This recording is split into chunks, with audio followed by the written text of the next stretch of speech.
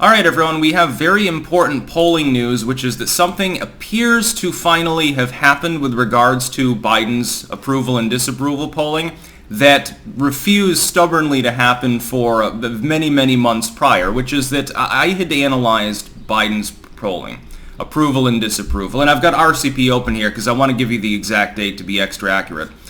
His approval and disapproval has been almost completely linear within a very, very narrow range. We're talking 3 or 4 points on both data points. Since roughly the beginning of the year, since mid-January. It's been 6 months. He appears to have finally broken through his floor and ceiling. That is that now, for several weeks, his polling has been beyond that old number. It's been out of that data range by about a half a point. This shows that for the first time, a very stubborn floor and ceiling formed by partisan politics, party affiliation mainly number one, and ideology number two, he's given way. This is terrible for Joe Biden, and it's even worse for the Democrats because it shows that he's capable of penetrating the soft floor, soft ceiling thing. And I explained how that forms. A significant proportion of the U.S. population votes straight down the line Republican or Democrat. And so they're going to approve of Biden or disapprove of him based on his party affiliation. There's not a whole lot of movement. They're certainly not undecided voters. They know how they'll vote in the midterms. They know how they'll vote in 2024. If they're deceased, they'll vote for Biden, of course. Then you have people who are single-issue voters, and then you have people who are broadly ideological, so center, left, center, right, but they're not part of a party. Biden would have a majority of the center-left.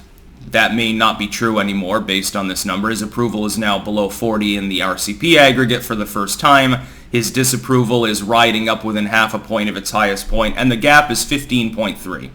His old largest gap, I think, was about 14.5, so it's a significant deviation, and it's a prolonged one now. And we'll see about the next round of polling. It could go back in the other direction. What I'm seeing here, though, is that it's going back to the prior period, which actually ran from this last January. It started roughly around October. So we're talking post-Afghanistan, economic news, etc. It appears to be returning to the old line of polling. You can see it visually. You can look for yourself, link in the description. Whereas for 6 months it was entirely linear. Before, there was a very slight tilt upwards in disapproval and a very slight tilt downwards in approval. That is, the numbers were getting worse. It had stabilized, but there was definitely movement in that direction overall.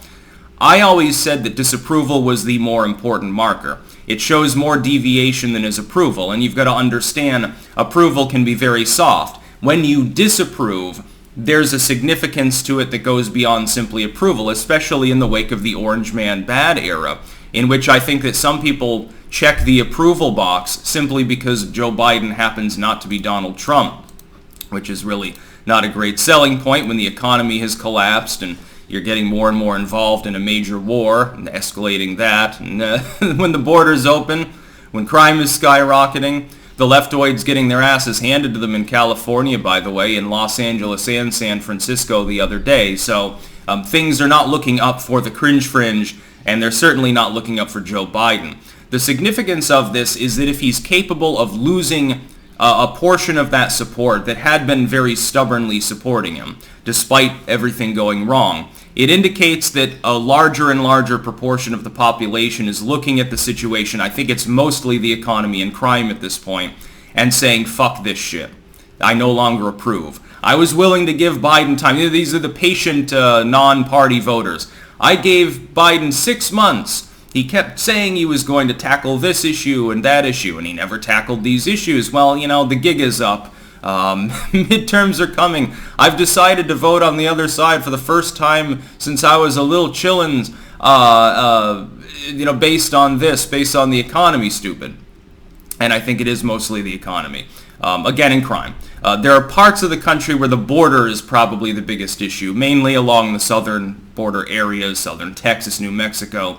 That will definitely influence a lot of those races. Really, though, the thing that affects everyone is the economy. Is there the availability of upward mobility? Are your wages growing? Well, supposedly they are. Too bad inflation's pacing 5 points ahead of their growth. We're going to get new inflation numbers fairly soon. I don't expect them to be good. That'll probably put a further dent in his approval. To be clear, he's now almost a full point below where Donald Trump was in the same aggregate at the same point in his presidency. And Donald Trump had to face an uphill battle every day from a legacy media and from big tech that hammered him relentlessly and gave nonstop negative news even when it was positive. And Biden enjoys the flip side. He openly coordinates with elements of the legacy media, especially on economic news. And probably subjugate to that, the border, Ukraine, things of that nature.